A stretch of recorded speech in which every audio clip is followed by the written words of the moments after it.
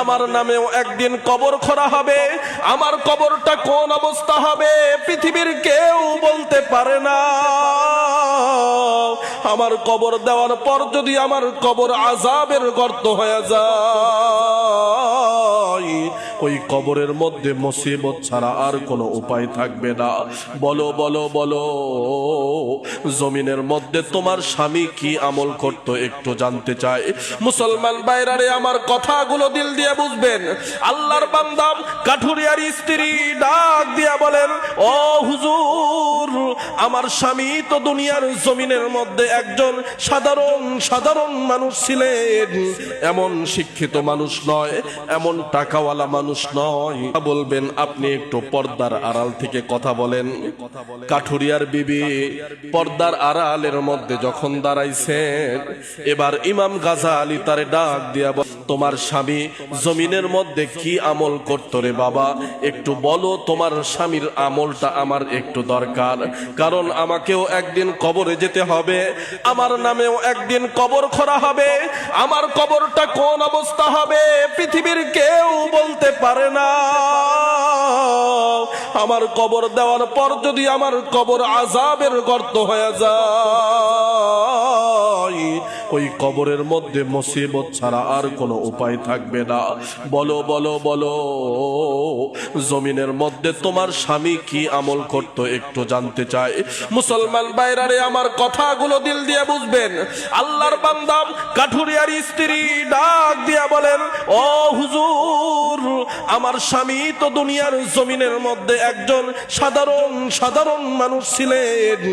এমন শিক্ষিত মানুষ নয়, এমন টাকাওয়ালা মানুষ নয়। বেলা আমার স্বামী যখন বাড়িতে ফিরে আসতেন, আমার স্বামী সুন্দর করে হাত পা গুলো সুন্দর করে ধৌত করতেন। ধৌত করার পর আমার স্বামী ঘরের মধ্যে ঢুকে তাকের উপরে একটা মোটা বই আছে, ওই বইটাকে নিয়ে আমার স্বামী খুলে এক একটা পৃষ্ঠা উল্টাইতেন আর চেয়ে চেয়ে দেখতেন। এইভাবে উল্টায়া লাইনে লাইনে হাত বুলায়া বুলায়া আমার স্বামী বলতেন, হাদা কালামুল বাশার, হাদা কালামুল বাশার। ইমাম গাজালি রহমাতুল্লাহি আলাইহি স্ত্রীকে ডাক দিয়া বললেন, বিবি রে, যাও যাও, ওই মোটা বইটা আমার হাতের মধ্যে এনে দাও। এবার কাঠুরিয়ার বিবিটা যখন বইটা এনে দিলেন, ইমাম গাজালি রহমাতুল্লাহি আলাইহি বইটা হাতের মধ্যে পাওয়ার পর তাকায় দেখেন, এটা দুনিয়ার কোন লেখকের কালাম নয়, এটা ওই আসমানি মালিকের গ্রন্থ আল কোরআন। বান্দা পড়তে পারতো না ঠিক, কিন্তু এক একটা আয়াতের মধ্যে হাত বোলায়া আল্লাহকে ডাক দিয়া বলতেন, আল্লাহ, আমি পড়তে পারি না, কিন্তু আমার জবান দিয়ে আমি স্বীকার করলাম এই কালামুল্লাহর মধ্যে যা কিছু তুমি নাজিল করেছো তার মধ্যে কোনো রকম সন্দেহ নাই।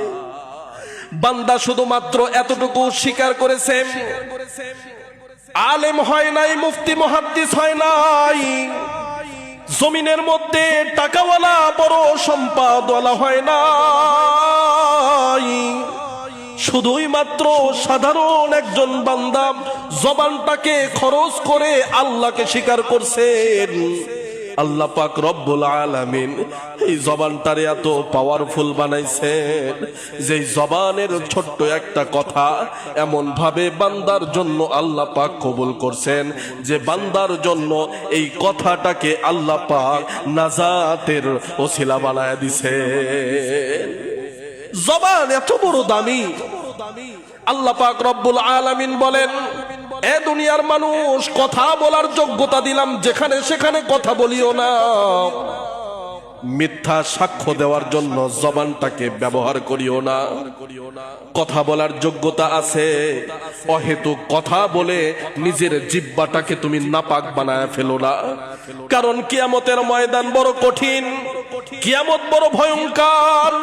আল্লাহর পয়গম্বর হাদিসের মধ্যে কিয়ামত সম্পর্কে ডাক দিয়া বলেন, আয-যুলমু যুলমাতু ইয়াউমাল কিয়ামাহ। পয়গম্বর বলেন, জবানের উপর যারা জুলুম করবে কিয়ামতের ময়দানে এই বান্দা যখন কিয়ামতের ময়দানে দাঁড়াবে তখন চতুর্মুখে সে অন্ধকার দেখতে পাবে। এই জবান তাকে এমন মুসিবতের মধ্যে ফালায় দিবে, বান্দা ওই কিয়ামতের ময়দানে জবানের একটা কথায় আক্রান্ত হয়ে চির সুখের ঠিকানা জান্নাত হারায়া বান্দা জাহান্নামের বাসিন্দা হয়ে যাবে। একটা কথা, এজন্য আমি একটু আগেও বলতেছিলাম, একজন বান্দা 500 বছর ইবাদত করছেন জমিনে, ওই 500 বছরের ইবাদত নষ্ট করার জন্য জবানের একটা কথাই যথেষ্ট। শুধু যদি বলে আল্লাহ বলতে কেউ নাই, 500 বছর কেন 50,000 বছরের ইবাদত নষ্ট হওয়ার জন্য বান্দার একটা কথাই যথেষ্ট হয়ে যায়।